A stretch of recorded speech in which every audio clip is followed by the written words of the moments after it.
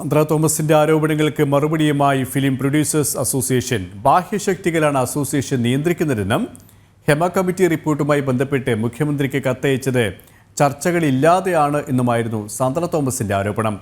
തുടർച്ചയായി സംഘടനാ അച്ചടക്കം ലംഘിക്കുകയാണ് സാന്ദ്ര തോമസ് എന്നും film producers association executive committee അംഗം അനിൽ തോമസ്. മുഖ്യമന്ത്രിക്ക് കത്തയച്ചതിൽ എക്സിക്യൂട്ടീവിൽ ചർച്ചകൾ നടന്നിട്ടുണ്ട്. സംഘടനാ ചട്ടക്കൂട് അറിയാതെയാണ് പുതുതായി വന്ന സാന്ദ്ര തോമസ് ആരോപണങ്ങൾ ഉന്നയിക്കുന്നത്. ഭരണസമിതിയാണ് തീരുമാനങ്ങൾ എടുക്കുന്നത്. ആരോപണങ്ങൾക്ക് പിന്നിൽ മറ്റു താല്പര്യങ്ങൾ സംശയിക്കണമെന്നും അനിൽ തോമസ് പറഞ്ഞു.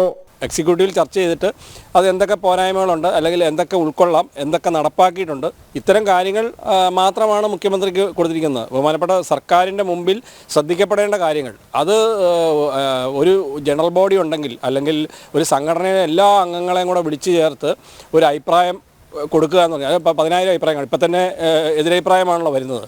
അപ്പോൾ ഒരു സംഘടനയെ സംബന്ധിച്ചിടത്തോളം അതിൻ്റെ ഉത്തരവാദിത്തപ്പെട്ട ഭരണസമിതി കൊടുത്തിരിക്കുന്ന റിപ്പോർട്ടാണ്. അത് പൊതുമണ്ഡലത്തിലുണ്ട്. താരസംഘടന അമ്മയുടെ ബി ടീമാകേണ്ട കാര്യം ഫിലിം പ്രൊഡ്യൂസേഴ്സ് അസോസിയേഷനില്ല. വിയോജിക്കേണ്ട സമയങ്ങളിൽ വിയോജിപ്പുകൾ അറിയിച്ചിട്ടുണ്ട്. അല്ലാതെ എന്തിൻ്റെ അടിസ്ഥാനത്തിലാണ് പറഞ്ഞതെന്ന് അറിയത്തില്ല. അമ്മയുടെ ബി ടീം പോലെ പ്രവർത്തിക്കേണ്ട ഒരു ആവശ്യം നിർമ്മാതാക്കളുടെ സംഘടനയ്ക്ക് ഇല്ലല്ലോ. അമ്മയോട് വിയോജിക്കേണ്ട സമയത്ത് വിയോജിച്ചിട്ടുണ്ട്. അമ്മ പ്രൊഡ്യൂസർ അസോസിയേഷൻ്റെ വലിയ ഭാരിച്ചൊരു കാടം തീർക്കാനായിട്ട് അവർ പരിപൂർണമായിട്ട് സഹകരിച്ചിട്ടുണ്ട്. അപ്പോൾ ഇത്തരം ഒരു സഹകരണത്തിലൂടെയാണ് സംഘടനാ അടിസ്ഥാനത്തിൽ മുമ്പോട്ട് പോകുന്നത്. വീണ്ടും ജനറൽ ബോഡി വിളിച്ച് പുതിയ ഭാരവാഹികളെ തെരഞ്ഞെടുക്കണമെന്ന് പറയുന്നത് സംഘടനാ കാര്യങ്ങൾ അറിയാത്തതുകൊണ്ടാണ്. ഹേമ കമ്മിറ്റി റിപ്പോർട്ട് പുറത്തു വന്നതിന് ശേഷം അസോസിയേഷൻ കൃത്യമായ നിലപാടുകൾ വ്യക്തമാക്കിയിട്ടുണ്ട്.